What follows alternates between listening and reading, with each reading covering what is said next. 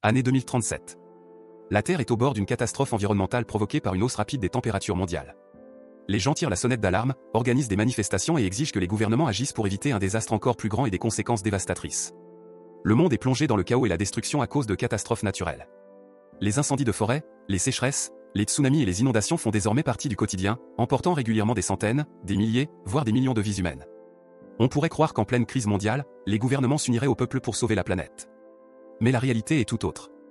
Les entreprises et les multinationales qui contrôlent le monde ne sont pas prêtes à faire des sacrifices. L'augmentation de la température moyenne stimule les industries pharmaceutiques, et la demande de batteries et de cellules énergétiques explose. Au milieu de ces événements émerge Nicholas Bilton, propriétaire de la plus grande entreprise qui gouverne désormais le monde. Ils extraient les ressources naturelles, détiennent le brevet d'une technologie de dessalement de l'eau essentielle à la survie humaine, et construisent des logements dans des lieux où cela semblait autrefois impossible. Les militants continuent de réclamer des mesures strictes, conscients que la montée des températures pourrait anéantir non seulement les animaux mais aussi les humains. Mais les chefs d'entreprise restent sceptiques. Ils vivent dans le présent. Ils sont prêts pour l'apocalypse et la destruction de la planète, sachant qu'ils mourront avant que cela n'arrive et qu'ils seront enterrés joyeusement dans des sarcophages dorés. Les Nations Unies conservent l'apparence d'une organisation ayant un quelconque pouvoir sur le monde et les affaires, mais tout cela n'est qu'une mascarade. Lors d'une réunion à Tel Aviv, aucun consensus n'est trouvé. Le représentant algérien est prêt à faire des compromis si les pays pauvres obtiennent l'accès à la technologie de dessalement, mais il est contraint de quitter la réunion. Sa femme, Rebecca, sauve des oiseaux dans une forêt en feu, mais doit être évacuée par hélicoptère alors que le travail commence. Bientôt, elle donne naissance à un garçon, ce qui fait perdre à Omar toute concentration sur les enjeux mondiaux. En conséquence, Bilton fait pression sur les représentants de l'ONU pour qu'ils permettent aux entreprises de continuer à détruire la planète. Au milieu de ces crises globales, des drames personnels se déroulent, détournant l'attention des gens du climat et de la faim imminente. Zucker est un homme simple qui est retourné en Israël pour devenir rabbin et aider les nécessiteux. Son père est un homme d'affaires puissant, obsédé uniquement par l'argent. Même lorsque sa femme s'évanouit et se blesse à la tête, il ne raccroche pas un appel téléphonique important. La mère de Zucker, épouse de Ben, oscille entre la vie et la mort, mais le vieil homme comprend trop tard, lorsque son fils s'éloigne et quitte les lieux. Un homme d'affaires arrogant, nommé Junior, est convaincu qu'il peut piller et exploiter la planète. Il prévoit de construire un immense casino au beau milieu de l'océan Arctique et de s'associer à Bilton, sans savoir quelles sont les véritables intentions de ce dernier. Bilton ne s'intéresse pas au casino. Ce qui l'intéresse, c'est la terre en dessous, riche en métaux précieux. En pleine panique et crise, les prix de ces ressources flambent, mais personne ne peut se les permettre, tous étant absorbés par des problèmes plus urgents. Junior commence à soupçonner un piège et se heurte à un autre problème. Les Chinois sont arrivés sur cette terre. Ils sont prêts à revendiquer l'île inhabitée et à en tirer jusqu'au dernier centime, déclenchant de nouveaux conflits. Malgré le chaos mondial et économique, Junior agit comme si de rien n'était, mais même lui est victime d'un accident étrange, comme si la nature elle-même se rebellait. Sur la plage, il aperçoit un bébé phoque et rêve de le tuer. La mère du phoque perçoit cela comme une menace et tue brutalement l'homme d'affaires, rappelant à tous que la nature est plus forte que les humains et qu'elle peut se défendre lorsqu'elle est poussée à bout. Lorsque Bilton arrive à la réunion de l'ONU, certains activistes s'immolent par le feu pour montrer leur volonté de protéger la planète. L'homme d'affaires reste indifférent à ces sacrifices, ne se souciant que du nombre de zéros sur son compte bancaire. Par la ruse, il pousse l'ONU à prendre des décisions favorables à ses intérêts, permettant ainsi la poursuite de l'exploitation de la Terre et causant des dégâts irréparables. Il possède presque tout ce que l'on peut imaginer et distribue aux gens des soi-disant miettes pour en faire ses esclaves. Cela conduit rapidement à des catastrophes environnementales encore plus graves. Le Bangladesh, la Havane et d'autres pays sont engloutis par la montée des eaux, tandis que l'Australie, l'Amazonie et la Chine brûlent dans des incendies de forêt. Nous sommes en 2046. La température moyenne mondiale a augmenté de 1,8 degrés Celsius. Si elle monte encore d'un demi-degré, cela pourrait entraîner l'extinction de l'humanité. Au cours du siècle dernier, plus de 400 000 espèces animales ont disparu ou se sont éteintes. Pourtant, les affaires continuent, drainant sans relâche les ressources de la Terre et détruisant tout sur leur passage. En cherchant à faire une différence, Rebecca accepte un emploi dans une entreprise qui collecte des biomatériaux. Leur objectif est de prélever des échantillons de chaque espèce animale existante dans l'espoir de les ramener à la vie lorsque la planète redeviendra habitable. En parallèle, Rebecca, biologiste marine, élève seul son fils Ezra. Son mari, Omar, est mort en essayant de sauver d'autres personnes. Rebecca est donc une mère célibataire. En travaillant en Colombie, elle surveille une baleine à bosse femelle, cherchant un moyen de communiquer avec elle. En 2046, la vie devient de plus en plus difficile. De nombreux enfants naissent avec des malformations cardiaques et pulmonaires, ce qui rend mortel le fait d'être à l'extérieur sans masque et capteur de rythme cardiaque. Ezra doit porter un masque et rester calme. Mais après une bagarre à l'école, il fait une crise et se retrouve à l'hôpital. Rebecca le supplie de prendre soin de lui, trouvant du réconfort en parlant avec les voix de sa mère et de son mari décédé. Elle utilise leur voix pour imiter les sons des animaux et comprendre ce que les créatures essaient de lui dire. Elle regarde aussi de vieilles vidéos de sa mère, morte d'un cancer. En travaillant dans l'océan Pacifique, Rebecca parvient enfin à établir un contact avec la baleine à bosse. Attirée par ses chants, elle découvre sa vie et son histoire. Grâce à des traducteurs, Rebecca et la baleine se comprennent parfaitement. Elles ne se contentent pas de communiquer, elles deviennent amies. La baleine révèle qu'elle avait un compagnon, mais qu'il est mort il y a des années et gît désormais en décomposition sur le fond marin. Récemment, elle a entendu l'appel d'un autre mâle et espère le retrouver pour assurer la survie de son espèce. Désireuse de l'aider, Rebecca demande à son entreprise de lui fournir de la nourriture, mais la baleine peut manger jusqu'à 3 tonnes par jour, ce qui est inacceptable dans un monde ravagé par la faim. Peu après, Bilton propose de s'associer à la société de collecte d'ADN. Il est prêt à les racheter ou à investir dans leurs recherches, faisant croire qu'il s'agit d'une mission noble pour sauver le monde ou ce qu'il en reste.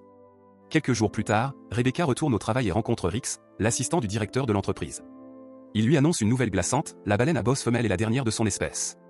Le prétendu mâle n'existe pas. Ils l'ont trompé en diffusant de vieux enregistrements sonores. La baleine, dont elle a entendu l'appel, est morte il y a 7 ans après avoir été percutée par un navire. L'entreprise est impitoyable, et leur objectif est de pousser la baleine à mettre fin à sa vie dans un endroit où ils pourront récupérer son corps et prélever des échantillons d'ADN. Rebecca quitte son poste et tente de confronter la direction. Elle comprend que c'est une pratique courante, ils ne protègent pas les animaux, ils orchestrent leur extinction tout en collectant de l'ADN. Cette illusion de sauvetage des espèces est en réalité conçue pour débarrasser la planète de bouches inutiles qui consomment des ressources alimentaires précieuses. Sachant qu'on lui a menti de façon éhontée, Rebecca retourne à son poste, ignore les protocoles de sécurité et refuse d'enregistrer la conversation. Elle contacte la baleine à bosse femelle pour l'avertir du danger. En apprenant la vérité, la baleine remercie Rebecca et décide de mourir paisiblement et silencieusement afin que les humains ne puissent plus reproduire son espèce. Comme il n'existe aucune preuve enregistrée de leur échange, Rebecca est réaffectée dans le Nord, où elle doit surveiller le dernier loup sur Terre. Elle ressent une profonde tristesse. Il lui est évident que le monde qu'elle a connu est en train de disparaître. Son fils possède des milliers de jouets d'animaux parlants, tous devenus des rappels funestes du jour où ces créatures ont disparu à jamais. Avant de quitter la Colombie, Rebecca et Ezra s'arrêtent au large de l'océan pour appeler une dernière fois la baleine à bosse et lui dire au revoir. En 2047, la température continue de grimper et les océans du monde ont monté de plus de 38 cm. Au milieu du chaos et des catastrophes, Miami est lentement engloutie sous les eaux. Le rabbin Zucker a sauvé sa mère et a déménagé dans la ville pour diriger le temple d'Israël, mais l'endroit est de plus en plus submergé. Pour stopper cela, il se rend dans un département gouvernemental spécialisé et demande un soutien financier. Seul le gouvernement peut fournir l'équipement nécessaire pour pomper l'eau et protéger le temple d'une inondation totale. De retour au temple, Zucker tient une réunion avec la congrégation, espérant qu'ils pourront s'y retrouver de nouveau l'année suivante. Elena, la fille d'un riche homme d'affaires juif, pose des questions bien au-delà de son âge. Elle veut comprendre pourquoi Dieu permettrait que tout cela arrive à ses créations, les humains. Zucker ne peut pas lui répondre, mais il croit que le Seigneur les protégera dans leurs heures les plus sombres. Plus tard, Elena revient au temple pour parler en privé avec le rabbin. Elle suggère que l'apocalypse à venir n'est pas un signe d'inaction divine, mais une punition de Dieu envers l'humanité pour ses erreurs. Zucker croit que les gens sont maîtres de leur propre destin et qu'ils doivent agir, et non simplement compter sur la miséricorde divine. Peu après, Zucker apprend que le climat de Miami est dangereux pour la santé de sa mère. Pour lui sauver la vie, il doit l'envoyer dans une autre ville. Il accepte cette réalité et décide de rester au temple, car la congrégation a besoin de lui. Il doit les aider à maintenir leur foi et à continuer de prier. Un peu plus tard, il retrouve Elena, qui se prépare pour sa bet mitzvah, sa cérémonie religieuse de passage à l'âge adulte. La date et le verset qu'elle voulait sont déjà pris. Zucker lui propose un autre jour et le verset qu'il avait étudié lorsqu'il était devenu rabbin.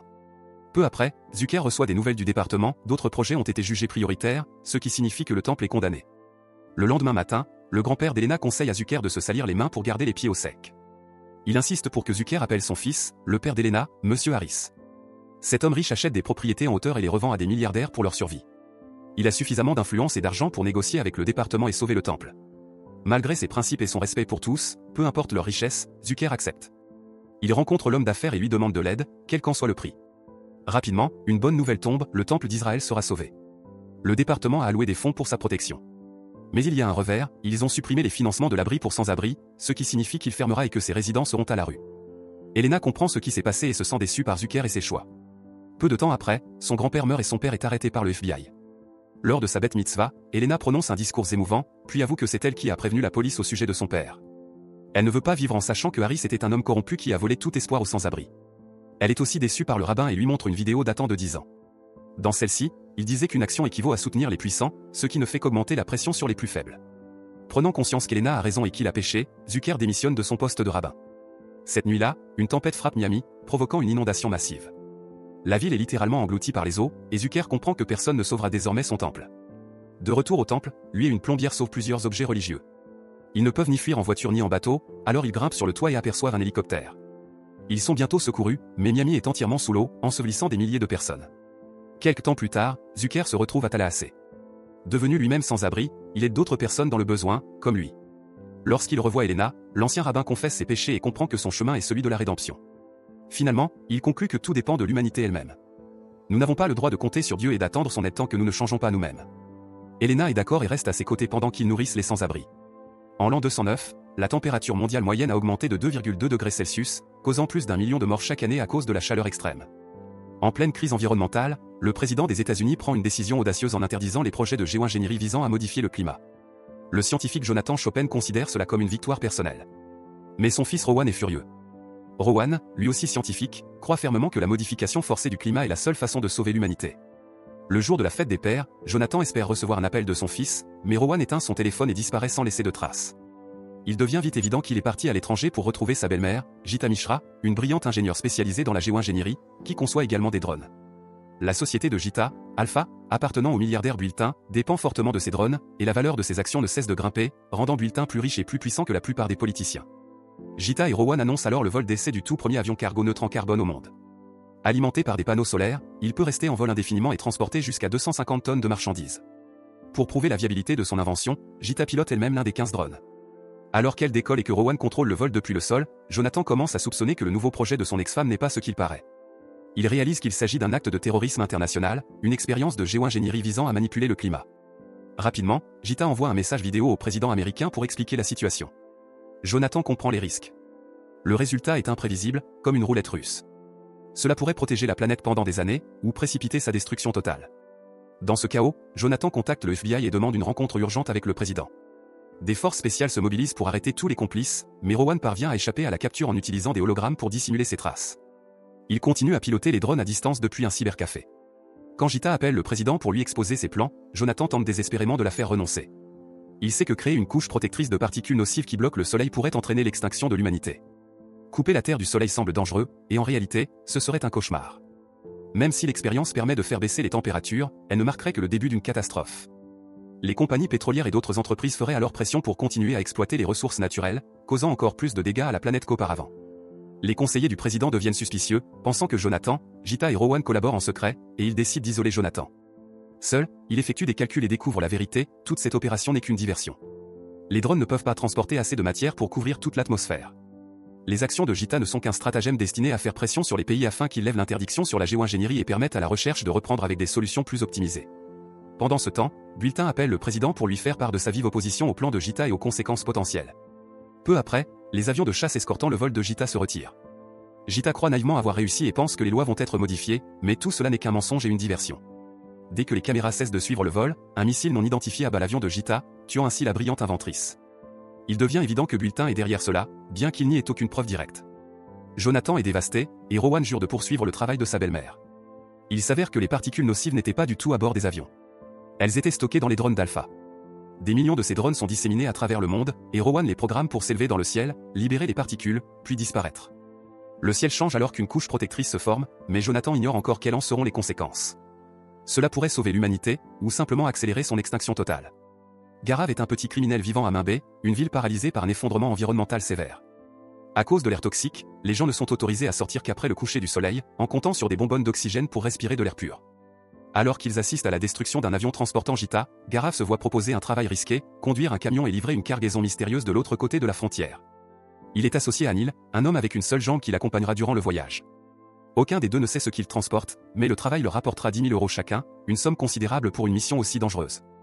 Ils partent de nuit, s'arrêtent à l'aube et passent la journée à l'abri dans des combinaisons de protection. Pendant ce temps, une impitoyable chasseuse de primes travaillant pour Builtin arrive à Mumbai. En utilisant des drones pour traquer Gaurav et Neil, elle se lance à leur poursuite et découvre la cargaison. Plus tard dans la nuit, des policiers corrompus interceptent le duo, manifestement au courant du chargement secret et prêts à les exécuter. Mais Neil sauve Gaurav en éliminant 3 agents, forçant la chasseuse de primes à se rapprocher encore davantage. À leur premier arrêt, ils rencontrent le client et amènent un biologiste étrange qui est chargé de gérer la cargaison et sa fonction secrète.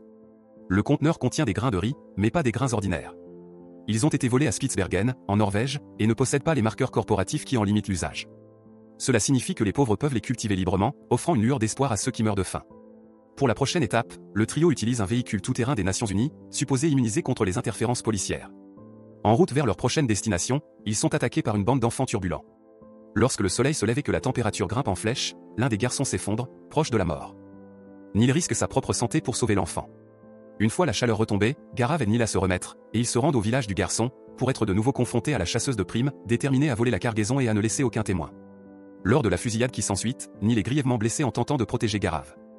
La mère du garçon prend les armes pour défendre Neil, tuant la chasseuse de primes pendant que Gaurav la distrait. Malgré tous leurs efforts, Neil succombe à ses blessures. Gaurav termine la mission en livrant les précieux grains de riz pour leur distribution. De retour au village, il retrouve le garçon et assiste à un événement miraculeux, la pluie tombe après une longue sécheresse, symbole d'espoir et d'un avenir meilleur. Nous sommes en 2066. La température mondiale a augmenté de 2,32 degrés Celsius. Le fils de Rebecca, Ezra, a grandi et vit désormais à Londres. Il souffre toujours de problèmes cardiaques qui rendent la chaleur insupportable et affectent également sa mémoire. Heureusement, la technologie avancée permet désormais de stocker les souvenirs comme des données sur un disque dur. Mais il y a un hic, cela coûte extrêmement cher et les prix ne cessent d'augmenter, forçant Ezra à travailler toujours plus dur et plus longtemps. Ezra propose un service unique. Il est un leak, une personne qui incarne d'autres pour de l'argent.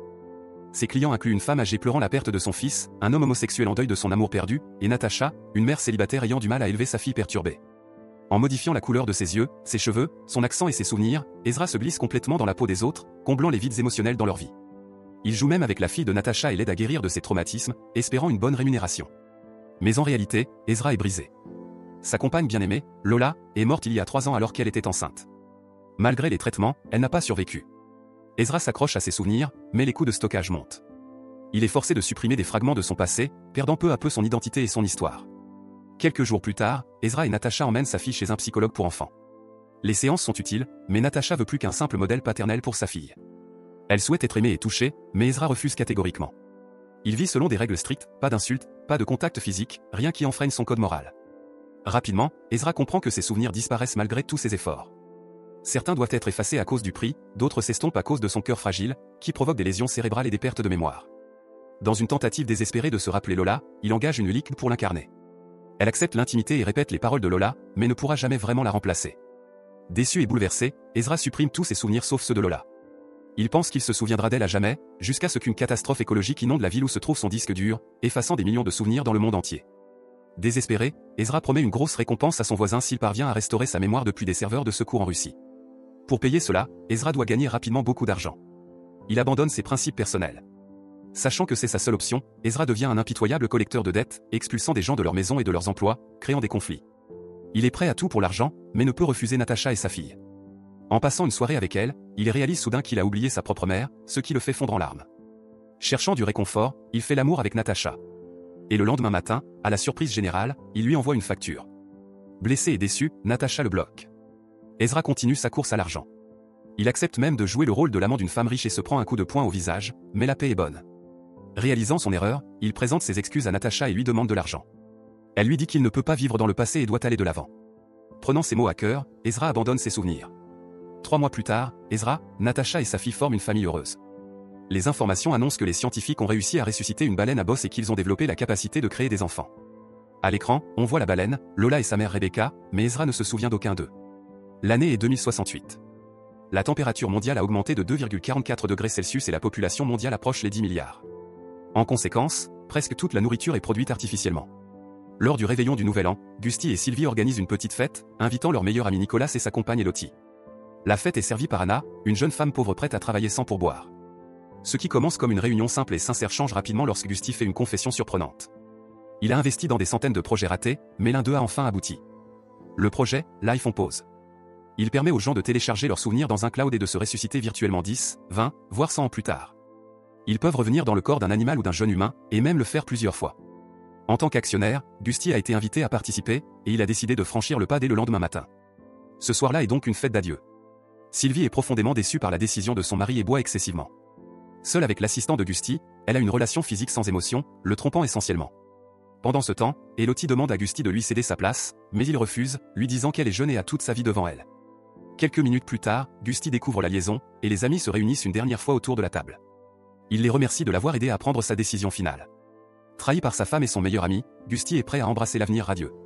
À ce moment-là, Nicolas avoue qu'il aime Sylvie depuis des années et qu'il a utilisé cette situation pour rester proche d'elle. Gusty explose et l'attaque, mais réalise rapidement que sa femme et leur enfant artificiel comptent plus pour lui qu'un futur incertain. Il choisit d'être heureux ici et maintenant, là où il est. Pendant ce temps, la serveuse vole ses biomatériaux et son billet, prévoyant d'échapper aux souffrances du présent en fuyant vers un monde où la catastrophe environnementale a été résolue. En 2070, la température a augmenté de près de 2,6 degrés Celsius, et les niveaux de carbone dans l'atmosphère atteignent un record historique. L'humanité est au bord de l'extinction, confrontée à la famine et au chaos. On a l'impression que la fin du monde est proche, et que la Terre veut se purifier en éliminant sa plus grande menace, l'homme. Dans ce contexte, il devient évident que Bilton n'est ni un humanitaire ni un sauveur. C'est un homme d'affaires qui a pris le contrôle du monde. Accusé de génocide écologique, des avocats préparent un procès pour le tenir responsable et l'envoyer en prison pour 30 ans. Le premier témoin est Rebecca. Elle travaillait avec les baleines et recueillait des échantillons d'ADN de toutes les espèces animales connues. Mais il s'avère que ce projet appartenait en réalité à la société Builtin, non pas pour sauver les espèces, mais pour créer de l'exclusivité et en tirer profit dans le futur. L'avocat de la défense démolit facilement son témoignage et la provoque délibérément en évoquant son fils. Dans un tournant tragique, Rebecca se suicide en sautant du toit d'un gratte-ciel. Ensuite vient Jonathan, un scientifique qui avait autrefois proposé des solutions efficaces, aujourd'hui rendues inutiles. Builtin a volontairement ignoré ses projets et refusé de financer des idées qui auraient pu sauver la planète. L'avocat de la défense prend encore la défense de Builtin, accusant Jonathan d'être indirectement responsable. Son fils est en prison pour terrorisme environnemental international, et son ex-femme est morte dans un crash d'avion, le jugeant donc inapte à témoigner. Le procureur poursuit ses recherches de témoins, mais la plupart ont trop peur de Builtin pour parler. Elle fait alors appel à une femme qui raconte l'histoire d'une brillante scientifique ayant inventé un dispositif pour réguler le taux de carbone, un appareil qui aurait pu sauver l'humanité, mais que Builtin a fait assassiner. Dema, la belle-fille de Builtin, réalise que cette scientifique était sa propre mère et que Builtin l'a tuée pour s'emparer de sa technologie. Peu après, l'entreprise de Builtin dévoile soudainement un produit capable de réduire le taux de carbone. Les juges y voient un geste de rédemption et une tentative de sauver l'humanité, et le déclarent finalement innocent. Builtin tente ensuite de corrompre la procureure en lui remettant des images montrant que son mari activiste a été tué sur ordre de son assistante, Martha. La procureure confronte Martha et découvre qu'il s'agit d'une nouvelle manipulation de Builtin. Dema contacte Martha, puis la procureure se rend au tribunal pour témoigner contre son beau-père. Elle révèle que Dema a retrouvé de vieilles vidéos de son bureau prouvant que, même lorsque le soleil devenait mortel et que le carbone tuait des gens, Builtin a préféré en tirer profit. Lors des négociations, ils ont convenu d'un niveau de carbone qui serait suffisamment réduit pour apaiser l'humanité, mais pas assez pour stopper la destruction, afin de continuer à engranger des profits. En somme, les riches décident qui vit et qui meurt. À la lumière de ces révélations, les juges annulent leur décision et envoient Builtin en prison. Désormais, Dema, Martha et d'autres peuvent utiliser le dispositif pour restaurer la planète.